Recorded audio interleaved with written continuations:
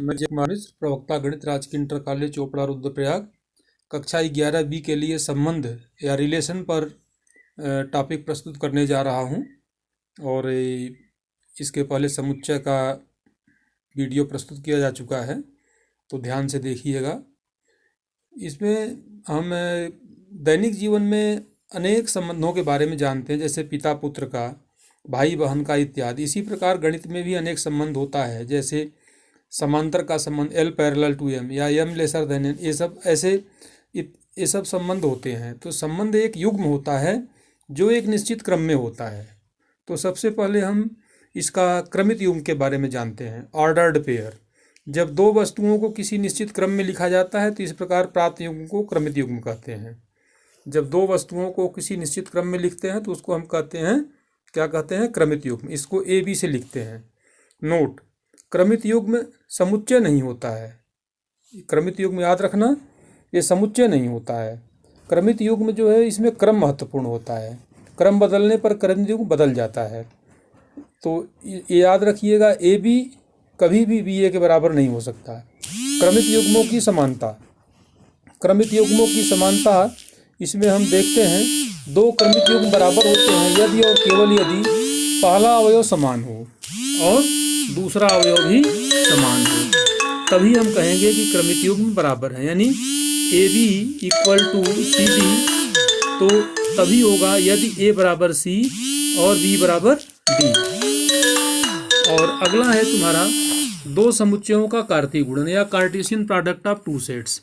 यदि A और B दो अरिक्त समुच्चय हैं तो समुच्चय A के अवयवों को प्रथम घटक, समुच्चय B के अवयवों को द्वितीय घटक लेकर बने सभी क्रमित युग्मों का समुच्चय A और B का कार्तीय गुणन कहलाता है। इसे A क्रॉस B से प्रदर्शित करते हैं। जैसे A क्रॉस B बराबर AB, A is the element of A, B is the element of B।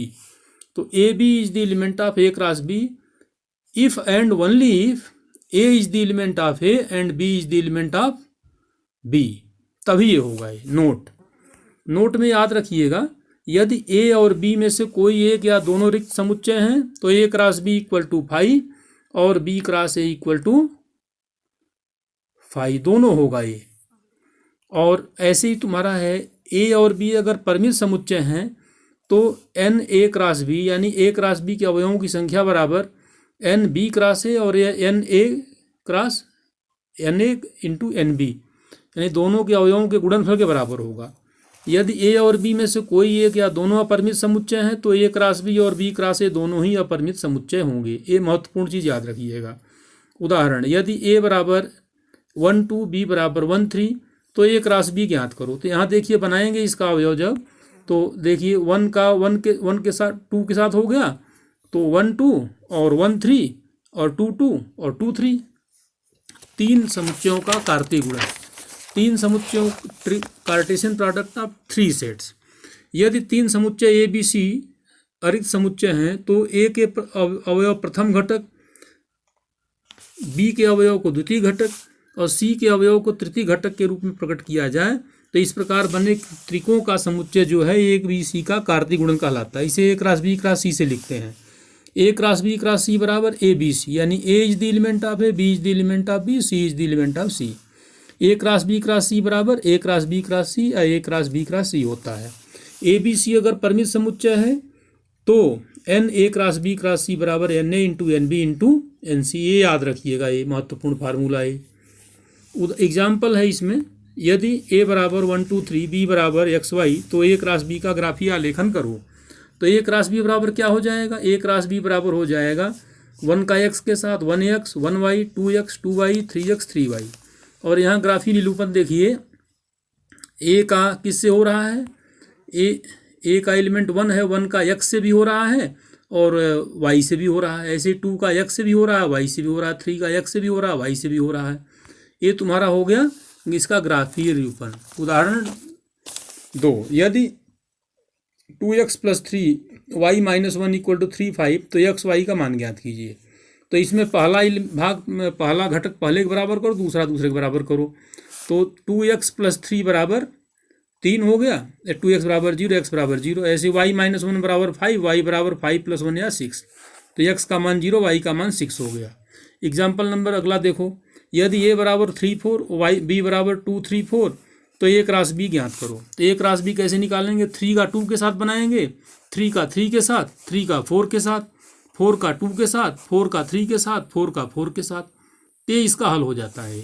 अगला एग्जाम्पल है, यदि ए बराबर 1 2 बी बराबर 2 3 तो A cross B not equal to B cross से सिद्ध करो। ए क्रॉस बी बराबर 1 2 2 3 से निकालेंगे, तो 1 का 2 से, 1 का 3 से, 2 का 2 से, 2 का 3 से। ऐसे बी क्रॉस से जब निकालेंगे तो 2 3 क्रॉस 1 2 तो 2 का 1 से, और 2 का 2 से, 3 का 1 से, 3 का 2 से।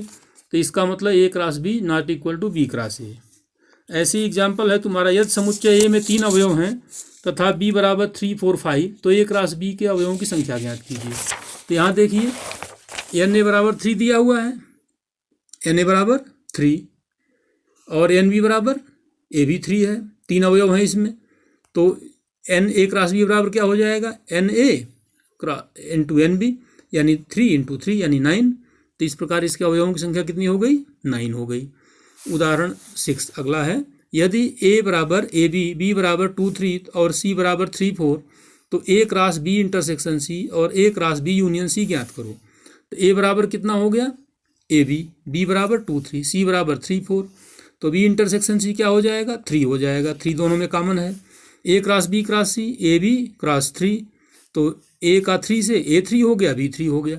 तो A cross B intersection C क्या हो गया? ए 3 बी 3। ऐसी बी यूनियन सी 2 3 4 और तुम्हारा ए क्रॉस बी यूनियन सी क्या हो जाएगा? ए बी क्रॉस 2 3 4 यानी अब ए का 2 से ले लोगे तो ये हो गया तुम्हारा ए 2 ए 3 ए 4 बी 2 बी 3 बी 4। थैंक्स बेटे, जो है इसको लाइक और शेयर और सब्सक्राइब कीजिएगा और अगला वीडियो अवश्य देखिएगा।